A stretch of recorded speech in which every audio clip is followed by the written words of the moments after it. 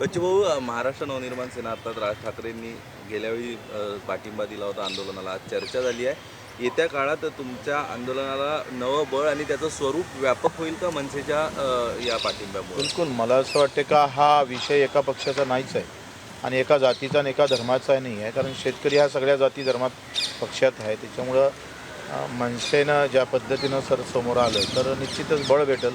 आमचा अजेंडा हा निवडणुकीचा नाही आहे. मरणारा शेतकरी वाचवाचा आहे. तो रोज एखाद्या काय म्हणते भुके असलेल्या वाघासमोर उभा असतात शेतकरी.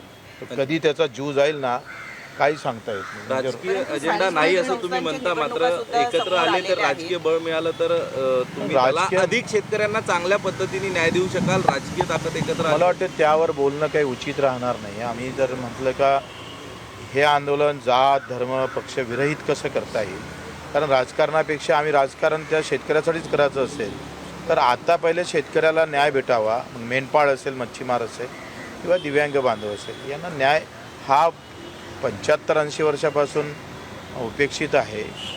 त्याच्या चुलीवर राजकारणी भाकरी शेकाच्या मी या मताचा नाही. संस्थांच्या निवडणुका जवळ आलेल्या आहेत, त्या पार्श्वभूमीवर छोटे छोटे जे पक्ष आहेत ते जर एकत्रित त्यांनी आपली मोड बांधली तरच शासनाच्या समोर आव्हान निर्माण करू शकतील आणि त्या दृष्टीनं काही बोलणं झालं. तुम्ही सांगा. आता isakal.com आहे देशातील नंबर 1 ची मराठी न्यूज वेबसाईट.